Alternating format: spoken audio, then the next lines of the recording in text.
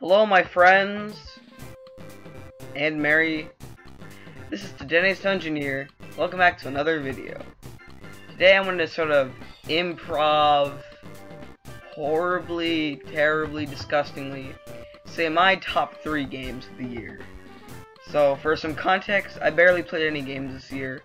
I can think of like 4 new games I played this year. When last year I can think of like 7.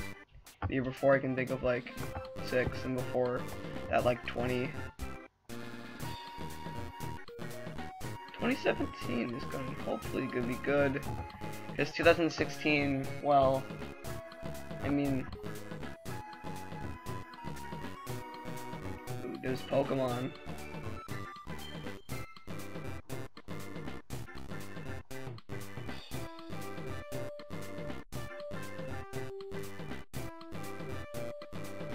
Though this game probably shouldn't count, Mega Man Legacy Collection is a really fun game, and I don't care that it's a compilation, I'm still putting it on here, because otherwise I would be putting Pokemon Moon on here. I already put Pokemon Sun on the list, and that would be stupid. So, Mega Man Legacy Collection is a collection of the first 6 Mega Man games, emulated perfectly. I played the 3DS version, even though the footage you will see on screen is the PlayStation 4 edition.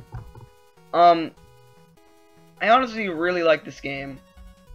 Mega Man hard. It's super hard. Like, this game is balls to the walls difficult. I could barely even beat Mega Man 2, which is the hardest game in these collections. I have only had this game for a few days. I got it for Christmas, which is probably one of the reasons it's not that high on this list. But I honestly think this game, I love everything about it. I feel like the graphics are perfect. I love the music. Honestly, I love the I love the concept. It's kind of weird for me because I played Shovel Knight first a few years ago and then came back to this game. It's super awkward doing it like that. But I don't know. It's really weird playing the games that inspired one of my favorite games after the finished product. Like, I'm planning on playing Castlevania 1, 2, 3, and 4 with this first chance I get, because I really want to play them, and they're a lot like Shovel Knight, because Shovel Knight was directly based off them. A few complaints I have with the Mega Man collection is they didn't fix a lot of the problems with the older games. Like, I know it's trying to be a perfect emulation, but I kind of wish they could have had a mode where there isn't any slowdown. Like, I don't mind the sprite flickering, as you can see on screen. But the slowdown is really jarring, and sometimes it makes it really hard to do jumps right. Like when there's a lot of enemies on screen, like in Mega Man 4 or 5, when there's the enemy, I forgot what it's called, I'm sorry, the classic enemy, which has the little helmet. When you kill him, he has 3 other ones. It's really annoying because it slows down the game into a crawl, and they're everywhere. They're so classic. I really loved a lot of the powers. I didn't find many of them useless so far. I haven't beaten all the games. But honestly, Mega Man Legacy Collection is well worth $30, even though it should have been less.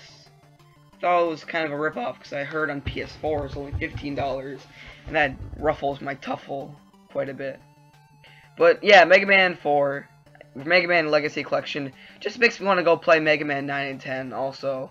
Are those games still on the Wii U eShop? Tell me in the comments below. I'm not sure if they are. And I'm not buying an Xbox 360 for 2 games. That should be on every system. So yeah, Mega Man Legacy Collection. Great game, but probably shouldn't count.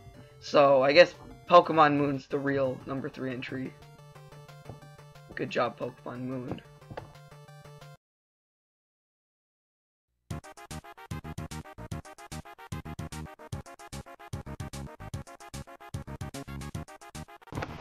For my number 2 spot, I would have to go with Kirby Planet Robobot for the Nintendo 3DS.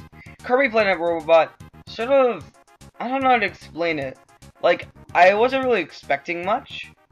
I played Triple Deluxe last year. I think I got it for like a gift or something. I thought it was very fun. So I picked this game up, and it's more of the same. It was super fun. But honestly, after playing Nightmare and Dreamland on the Nintendo Game Boy Advance, it's hard to really say if I like it or not anymore. I know it's number 2, but I didn't really play that many new games this year. But Kirby Planet Robot is an interesting blend of old and new. except the new parts aren't really new to the Kirby series. Like, things that have been there since around Return to Dreamland on the Wii, like the stars, the level design being, like, I don't know how to explain it. Like, I feel like they're modernizing Kirby in the wrong ways. But besides that, I can get past that, because the gameplay is extremely charming and fun. I love the Robobot armor. It's a really nice change of pace, and it seems like an evolution, I guess, sort of the super abilities from Kirby, Return to Dreamland, and the Hypernova of Triple Deluxe. I really love how you can scan all the powers, and how it sort of ties into the theme of Kirby more than those other two. Because it's sort of, I don't know, I feel like each one has a purpose. When I haven't played Return to Dreamland, but my friend, that guy I met on the street, sort of alluded to me that they weren't much. They were cool, they helped solve puzzles, but not much else. And from my personal experience, Hypernova is really just for puzzles. It's pretty flashy. It's just for puzzles. It isn't the best game mechanic.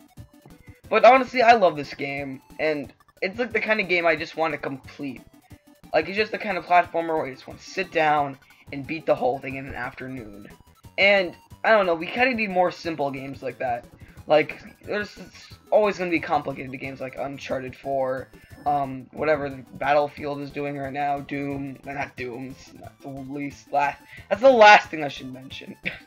Like, I don't know, I like this game a lot. And if Mega Man, if I counted all the Mega Man games separately, and I didn't think I would get 100 comments telling me that Mega Man Legacy Collection doesn't count, I would have put it above this game. But it's just plain simple fun, and sometimes that's all you need. Also, I really like Jet Kirby. It's his best ability ever. I love it. It's so good. Why is Jet? Why did they get rid of Jet ability? The Jet ability, and they've kept Needle for like what, 10 games?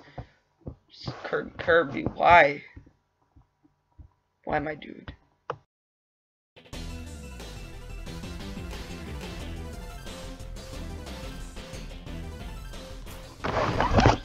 Okay, so for number 1, we have Pokemon Sun. I would say Pokemon Moon, but I made that really crappy joke about it being number 3, even though it's the same game as Pokemon Sun. Okay, so Pokemon is kind of like a basketball game. The first 4 generations they were dribbling. The 5th generation they shot for a basket. The 6th generation they missed and the person fell in their face who was dribbling the basketball and died. For Oras they put them in the hospital and they started puking out blood. And then for generation 7 they had a successful recovery and then they went to that basketball game and slammed a dunk. So that made no sense, but in that case, you can kind of tell my gist on the Pokemon series. I think the first 4 generations are pretty good. They're great. They're very addicting, very fun. Generation 5 is outstanding, absolutely amazing. Gen 6 sucks, and then Gen 7 is almost as good as Gen 5. I think it's more of a comeback than standing on its own as the best generation. I love a lot of things in this game. The music is amazing, the characters are great, the cinematic feel of it, the family vibe. Oh my god, the champion. I won't spoil who it is unless the footage I'm using spoils it, then it's the person who I put on screen's fault, or I put on screen like a minute's fault. But I love this game so much. All the new Pokemon have like a purpose. There's no Avalugg. There can't be a Pokemon like, oh, I didn't even know that thing existed. Huh. Like, it seems every single Pokemon has at least one main character, or one character that's important in the story that ties to it. Like, I can't think of any trainers in X and Y that had, like, let's see, a Noivern, besides the Elite Four. And I don't even remember all their names. Like, there's Malva, Seasbald, Drasana, or Drapan, or something. And then there's the Steel guy, who I think his name is, like, Wickstrong. Yeah, like, I love every new Pokemon. My favorite one has to be Beware, followed by Drampa. Both very good Pokemon. But I love this game more than anything. Like, honestly, this is in my top 5 video games of all time. It's that good. My favorite part of this game is probably, like, how much they learned from their mistakes. Like how they combined what was good in Generation 4 with what was good with Generation 5, and then adding the 3D aspect of Generation 6. It's a mishmash of the best elements from, like, Pokemon The Greatest Hits, which is ironic because it's the 20th anniversary game. Like, it isn't just a new thing. Like, we've had so many soft reboots, but they never build upon each other. Like, Generation 4 was bringing the game on to, was kind of a soft reboot. Kind of. I wouldn't consider it one, but, I don't know. Like, a lot of things were different. Like, their 3D buildings, the battle special split. And then Generation 5 happened, and while they kept the battling mechanics, the entire art style changed, this tone changed, the music changed, the story changed, and I love that change. It was my favorite. But then in Generation 6, they threw all that out the window, and the only thing they kept were triple and rotation battles, and those are boring. They just never build upon each other until Generation 7, where they take everything good about all the Pokemon games and put it into one, and that's why I love it so much. I love the trial captains, I love the legendaries, the legendary music. This is the first time in like 4 generations, actually, no, 2 generations, that I've actually cared about one of the legendaries. Because unless you count the Ultra Beasts, there aren't that many. There isn't like, wait, so few that you don't care because they're so relevant, and there aren't so many that you don't care. And Terrakion, I don't want teriyaki right now. But, like, Necromoza is super cool. Solgaleo is a freaking beast. He's almost as beast as the Ultra Beast. Please kill me. Lunala almost made me want to choose Moon version. The Tapus. I can Tapu Bulin is always Tapu Bulin. Tapu Lele is really weird. Tapu Koko gave me chicken skin, and what was the last one? The water one is the water one. I don't know. I just love absolutely everything about this game. Second best Pokemon game. I can't put it over Black and White 2 though. They're just too perfect. There isn't enough post game, and I feel that the combat, like the level curve, is really weird. Like, it's not bad. It just goes all over the place. Like, in the beginning of the game, it's super slow. Like, by the end of the second island, I was only at level 25. But by the end of the game, I was level 60. Like, I didn't use the XP share because I'm not a baby, but it was really weird. I bet if you use the EXP share, you'd be level 90 by the Elite Four. Yeah.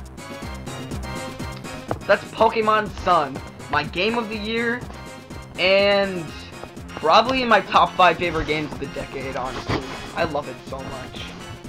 Thank you guys for watching. This has been the Denny's Dungeon, and this video won't be that well edited, so please don't yell at me in the comments. This is improv. Because I'm a very funny guy. There's a very funny list of very funny things to say. Too bad I can't do it.